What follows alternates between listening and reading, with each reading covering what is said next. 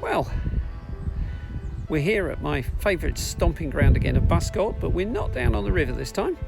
We're actually in the churchyard, which is again accessible from the National Trust car park. Please use that one even if you have to pay, don't just park in the village.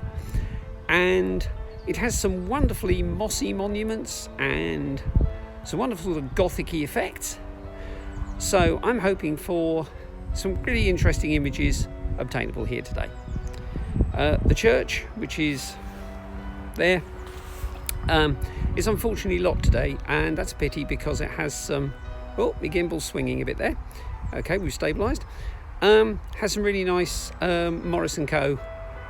vintage stained glass. But I've already checked, the door's locked and we can't get in there today to do some interiors. So it's just tiptoeing around the tombstones with me and my 6D, and hope you enjoy it.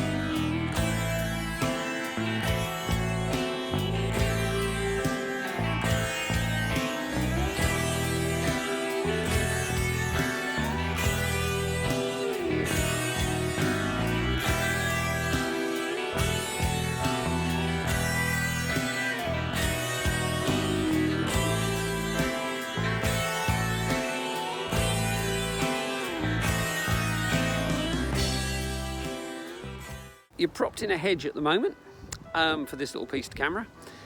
You've just seen me attempting to photograph the efforts I'm making to photograph this rather amazing gravestone. I'm trying initially for this long shot to start with, but there's a lot of difference between the inside of this hedged area and that sky. So I've tried underexposing, I've tried 2-stop ND, 2-stop ND plus 3-stop ND, 2-stop ND plus underexposed by 1. Now, the photo that you'll be seeing in a minute will be whichever one of those came out best.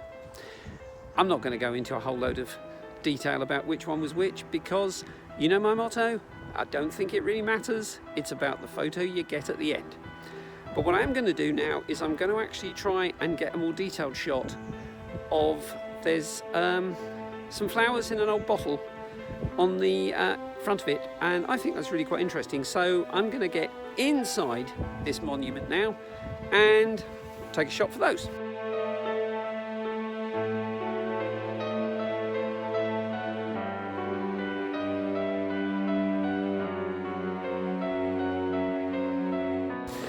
This rather striking monument, by the way, is in fact the tomb of, and I'm going to step back so I can read it to you, the tomb of Harold Drenwood Henderson, CVO.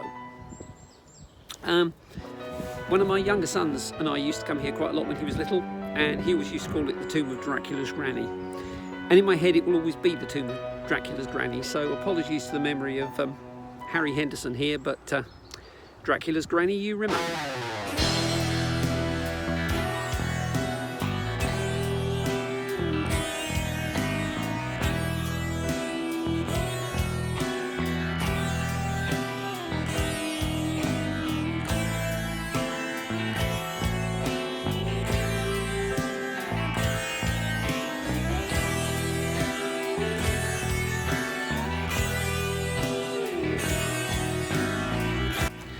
You knew at some point on this shoot, this tripod was going to be on top of a gravestone. This is the time. Anyway, one of the things that I have now, which I didn't have before, is these little viewfinder things. I'm just going to hold them up here for you. There you go. I'm going to hold them up again because these are not the commercial ones you bought. These were made for me by my very good friend Lizzie, who's design tech at the school where I work, and she did them for me on the laser cutter. So we've got 3x4 and a 16x9, because I quite often wind up cropping the 16x9. And with the aid of the 3x4, I've just seen quite a nice shot of a tombstone and a yew tree, which we're now going to go and shoot.